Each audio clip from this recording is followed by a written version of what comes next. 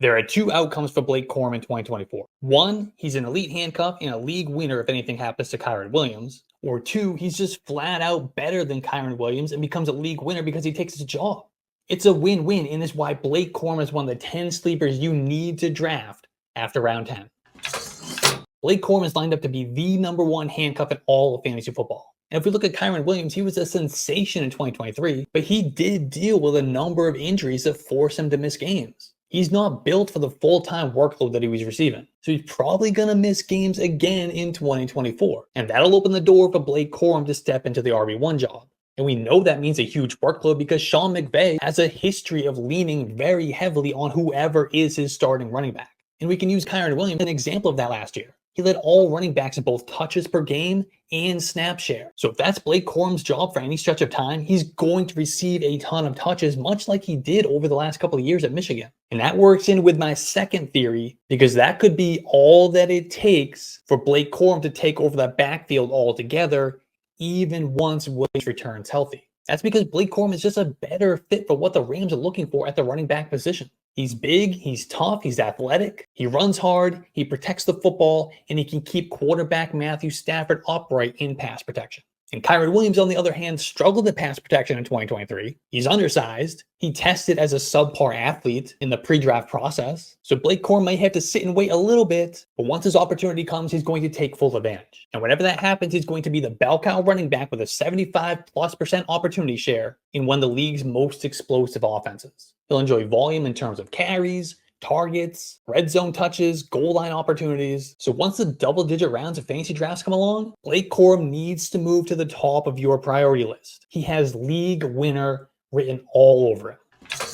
The combination of cost and opportunity are lining perfectly to take a shot on Jahan Dotson having a bounce-back season in 2024. With a new offense and a new quarterback in Washington, my optimism is pretty high for Jahan Dotson to have a productive season. Remember, Curtis Samuel was a big thorn in Jahan Dotson's side in 2023, but he's now in Buffalo. And Dotson actually had some quality performances in games that Curtis Samuel missed or left early. And rookie Jaden Daniels gives us some hope for improved quarterback play, which is only going to help the cause. He showed us at LSU he's not afraid to let it rip, let the ball go deep down the field, get it to his playmakers. And Dotson's speed and playmaking ability should pair nicely with Daniels' tendencies and work well as a complement to Terry McLaurin.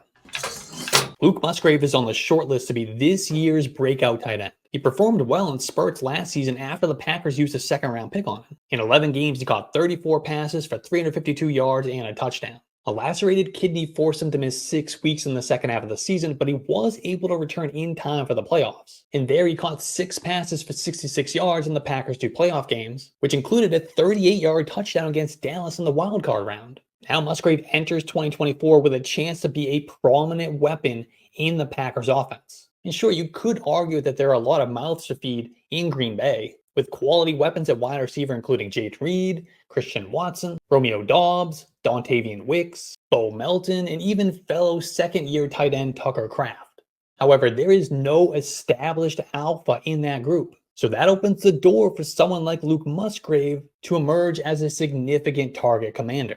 And Musgrave has all the tools to become that next breakout tight end. He has size at 6'6", 253 pounds, and he's an elite athlete across the board from speed to explosion to strength. He kind of gives off some George Kittle vibes in that way.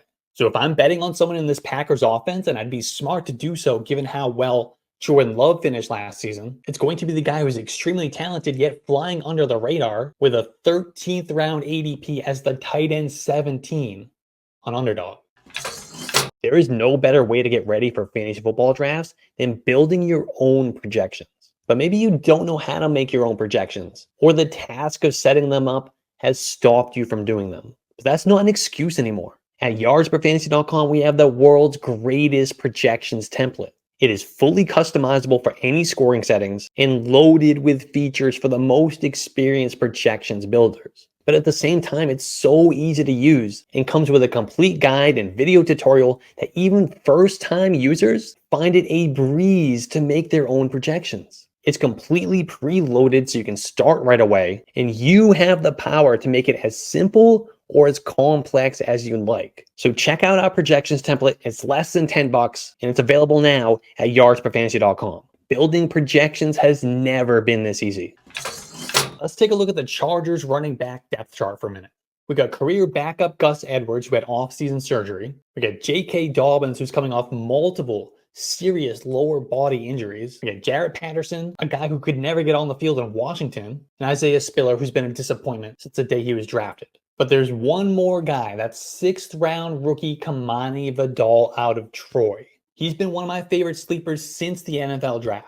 He has the size to be a workhorse in the NFL, with impressive size-adjusted speed and burst. He's a between the tackles grinder, but he has the explosive traits to break off chunk plays. He's rarely tackled for a loss, and once he gets into the open field with a head of steam, good luck taking down Kimani Vidal. Even when you do get hands on him, Kimani Vidal is always driving his legs, trying to get that extra yard or two. And I think that reminded Jim Harbaugh of Blake Corum. So I know he's buried on the depth chart right now to begin training camp, but it's not hard to see Kimani Vidal ascending very quickly and leading this team in backfield touches as a rookie. And we already know the Chargers want to run the ball a ton, and they're going to do it successfully. So there's going to be plenty of opportunities to be had in this backfield. And with Justin Herbert leading the offense, the touchdown opportunity is going to be plentiful. Something that made a big difference in Kyren Williams this season in 2023. He scored a bunch of touchdowns. That could be Kimani Vidal in 2024. In theory, Dolphins rookie running back Jaylen Wright is in a crowded backfield. But you don't have to squint too hard to see a path to a significant opportunity at some point in 2024. All that's standing in his way is a tiny Devon Achane who suffered multiple injuries as a rookie, and then you got a 32-year-old Raheem Mostert who has been littered with injuries throughout his career. So Jaylen Wright's just sitting back waiting for his opportunity, waiting for his time to strike. And I expect he's going to be very valuable in fantasy football whenever that time comes. I mean, this is a guy who ran a 4.38 40 at the NFL Combine, and he jumped out of the stadium. He's a super athlete, and there are a few teams that know how to maximize that speed and explosion better than Mike McDaniel and the Miami Dolphins. They're going to be able to accentuate his strengths and mask his weaknesses as well as any organization in football. So if you're looking for a deep sleeper running back who has league-winning upside, could maybe be this year's Kyren Williams, you're not going to find a better candidate than Jaylen Wright.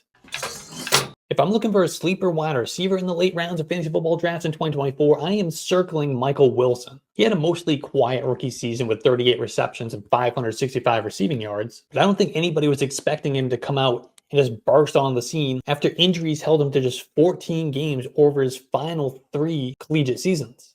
But he did give us enough to draw a little bit of intrigue heading into year 2. There were 5 instances where he was targeted 6 or more times in a game. And in those games, Michael Wilson averaged 1.94 yards per route and more than 12 fantasy points, according to Fantasy Pros. And that's nothing to scoff at. And we can't forget that he was stuck with a combination of Josh Dobbs and Clayton Tune for the first half of the season. And then when Kyler Murray returned, Wilson was able to finish the season strong with back-to-back top 24 wide receiver performances. So now he's going to use that strong finish to propel him to the number 2 job opposite rookie Marvin Harrison Jr. All that's in his way is Zay Jones. Greg Dortch is going to be the slot guy, and that's a premium position in what I expect to be a pretty potent Cardinals offense. And remember, despite the injuries, Wilson was a guy who did impress in college when he was healthy, and he shined at the 2023 Senior Bowl. He's a big-bodied playmaker who uses his size, physical strength, and body control to create separation and to win in the red zone. And he has the athleticism to add value after the catch as well. So Michael Wilson has legitimate upside as the wide receiver 2 in Arizona. Somebody else has to catch passes in that offense. It's not just going to be Marvin Harrison Jr. and Trey McBride. There's got to be at least a third, and it's going to be Michael Wilson. So he needs to be on your radar at the end of drafts. It's not going to cost you much to get him, and the payoff could be huge. There doesn't seem to be a lot of enthusiasm for Drake Maye among fantasy gamers right now. I get it. He's a rookie on the Patriots with terrible pass catchers, a bad offensive line, and an uncertain timeline for getting on the field. However, Drake Maye is going to get on the field. It's just a matter of how soon. But whenever he does, he has some sneaky fantasy upside that just is not being acknowledged. Not only does Drake Maye have a big arm with some young, talented pass catchers, but this is a guy who ran for nearly 1,200 yards over his last 2 seasons in North Carolina. The dude has wheels. And we know how valuable rushing production can be for quarterbacks in fantasy football. It's being talked about with Jaden Daniels, but it's not crazy to think that Drake Maye could match or even outdo Jaden Daniels on a per game basis in the rushing department this season. And I mean, we talk about the inexperienced and unproven pass catchers in New England, and the bad offensive line for that matter. That's all the more incentive for Drake Maye to pull it down and look for running lanes. We've seen this before with guys like Josh Allen. Remember how bad of a passer Josh Allen was early in his career? He barely cracked 2,000 yards passing as a rookie. He completed 52.8% of his passes. But he ran for 631 yards and 8 touchdowns and was the QB 14 in fantasy points per game. His second season was nearly identical, and he finished as the QB 11 in fantasy points per game. And what happens if Jalen Polk and Javon Baker are good and Drake Maye exceeds expectations as a passer in year 1? All of a sudden, we have a CJ Stroud-like impact. And while I admit this is probably not the likeliest scenario, the upside is worth taking a shot on Drake Maye at the end of drafts for the chance of hitting the lottery. The tools are there. We can write the story. Now let's just see if it comes to life.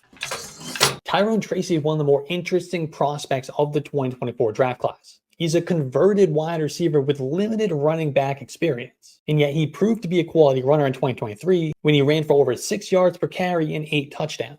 He runs with a good combination of speed and power, with open field elusiveness and impressive balance. And landing with the Giants is a great opportunity for Tyrone Tracy to have a year 1 impact. I mean, I know Devin Singletary did an adequate job in Houston last season, but he's not immune to some competition. And then it's Eric Gray, Gary Brightwell, Deion Jackson. It's not hard to see a world where Tyrone Tracy ends up with a significant opportunity as a rookie. And as a converted wide receiver, Tyrone Tracy can jump right into a pass catching role out of the backfield with a chance to expand that role over the course of the season. He's going to fly under the radar in fantasy drafts, but Tyrone Tracy is a fun late round sleeper that needs to be monitored in the preseason and early on in the regular season. He could have a breakout in the second half if Devin Singletary falters. We all agree that the best part of fantasy football is the draft, right? I used to have to stop myself from drafting too many teams because how am I going to manage that many rosters during the season? I don't have time for all that. That's where Underdog Fantasy comes in. On Underdog, all you do is draft. No lineup setting, no waiver wire, just draft, and you're done. And you can win real money. I'm drafting teams everywhere I go. I'm drafting in line at the grocery store. I'm drafting while I'm cooking dinner. And don't tell my boss, but I'm drafting teams on Underdog all day while I'm at work. There's no limit. So get on Underdog Fantasy, use promo code YARDSPER to get your pick'em special and your $250 deposit bonus, and start drafting morning, day, and night. One of my favorite rookies from last year's class was Roschon Johnson.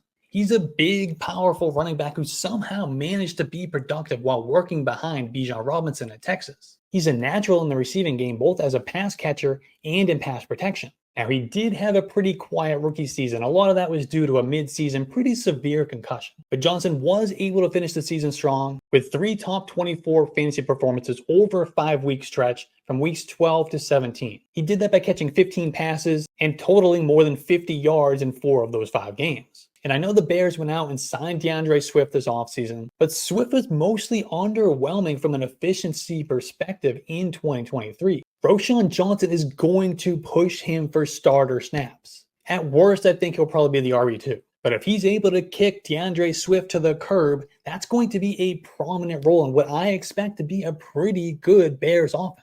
So we could see a second half breakout where Roschon Johnson is leading the Bears backfield and giving us RB2, maybe even some RB1 production in fantasy football.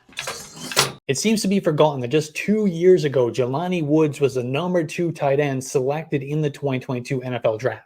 The Colts took him in the 3rd round, and he flashed at times in his rookie season. He got 25 passes for 312 yards and 3 touchdowns. He was playing in a rotational role, but he still managed to finish as the tight end 5 in fantasy football in week 3 of that season. He was also the tight end 13 in week 6, and then he caught 8 passes for 98 yards in week 12, which was good enough to be the tight end 2. And coming out of that rookie season, it was expected that Jelani Woods would take on something closer to a full-time role in 2023, but a hamstring injury unfortunately forced him to miss the season. But now he's healthy, and Jelani Woods is expected to start at tight end for the Colts in 2024, and he is a prime candidate for a breakout season. Not only has he given us the taste of what he can do on the field, but he also possesses that high-end athleticism that often fuels these breakout tight end seasons. Jelani Woods is a big 6'7", 252 pounds with 4.61 speed. He has incredible burst and a massive catch radius. He has all the tools to be a downfield weapon and a red zone monster for quarterback Anthony Richardson. Now, Michael Pittman is locked in as the alpha among the pass catchers in Indy, but second in line for targets is up for grabs. Most people are expecting Josh Downs or rookie Adonai Mitchell to grab those reins, but I might just put my money on Jelani Woods.